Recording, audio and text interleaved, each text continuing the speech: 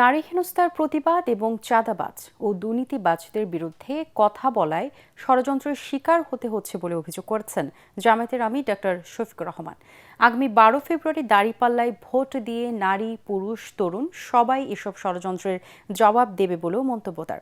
দেশের রাজনীতিতে পরিবারতন্ত্র আর কখনোই ফিরবে না বলেও মন্তব্য করেন ডক্টর শফিক। চট্টগ্রাম ও কক্সবাজারে আলাদা 3 নির্বাচনী সভায় এসব কথা বলেন আমিরে জামায়াত। ইমদাদুল্লাহ বাবু রিপোর্ট। ঐক্যবদ্ধ বাংলাদেশ প্রতিষ্ঠার আহ্বান জানিয়ে কক্সবাজার ও চট্টগ্রামে নির্বাচনী সফরে আসেন জামায়াতের আমির ডাক্তার শফিকুর রহমান। মহেশখালীতে আমির জনসভায় পৌঁছালে 11 দলীয় জোটের নেতাকর্মী এবং সমর্থকরা তাকে স্বাগত জানান। যারা বাংলাদেশের 18 কোটি মানুষের মধ্য থেকে এই বিপ্লব, এই সংগ্রামের লড়াইয়ের অংশীদার ছিলেন, তাদের সকলের প্রতি আমি গভীর শ্রদ্ধা নিবেদন করছি। মহেশখালীর জনসভায় বক্তব্যে আমির জামায়াত বলেন, আগামীর বাংলাদেশ গড়তে দেশপ্রেমিক নেতার প্রয়োজন। ক্ষমতায় বসে যারা টাকা লুটপাট করে সম্পদ গড়েছে তাদের অর্থ উদ্ধার করে দেশের উন্নয়নে ব্যয় করার ঘোষণাও দেন তিনি।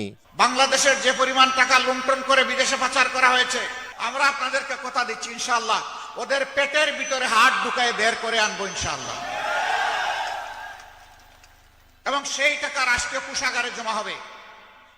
তারপরে ইনসাফের ভিত্তিতে সারা বাংলাদেশের উন্নয়ন হবে। পরে কক্সবাজারের জনসভায় শফিকুর রহমান বলেন, তরুণ সমাজ এখন আর বস্তাপচা পুরনো রাজনীতির সঙ্গে নেই। প্রাকৃতিক সৌন্দর্যের আধার কক্সবাজারকে আধুনিক পর্যটন নগরী হিসেবে গড়ে তোলার অঙ্গীকারও করেন ডাক্তার শফিক। আমি 18 কোটি মানুষের বিজয় চাই, পরিবারের গোষ্ঠীর বিজয় হলো, তারপরে জাতির উপরে তাণ্ডব চালানো হলো। ধিক্কার জানাই। আমরা আমাদের দেশ জাতিকে গড়তে চাই, এই জন্য যুব সমাজের হাতে ইনশাআল্লাহ আমরা অপমানজনক বেকার ভাতা তুলে দেব না, আমরা সম্মানের কাজ তুলে দেব ইনশাআল্লাহ। কক্সবাজারে 2টি জনসভা শেষে চট্টগ্রামে আসেন জামায়াত আমির।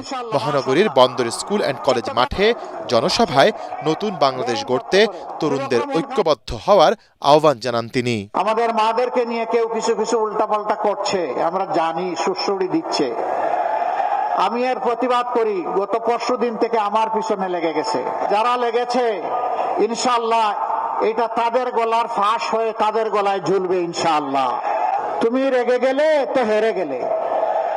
ওরা আসলে তাদের হার মেনে নিয়েছে। 5 বিশ্ববিদ্যালয়ে যা হয়েছে বিইজনিল্লাহ ইনশাআল্লাহ তাআলা লাজিম আগামী 12 তারিখ 56,000 বর্গ মাইলের 18 কোটি মানুষের পক্ষ থেকে সেটাই হবে। জামায়াতের বিজয়ের মধ্য দিয়ে 13 ফেব্রুয়ারি থেকে বাংলাদেশ নতুন অগ্রযাত্রা শুরু করবে বলেও আশাবাদ ব্যক্ত করেন জামায়াতে ইসলামীর এই শীর্ষ নেতা। ইনশাআল্লাহ। ইমদাদুল্লাহ বাবু, ATN বাংলা।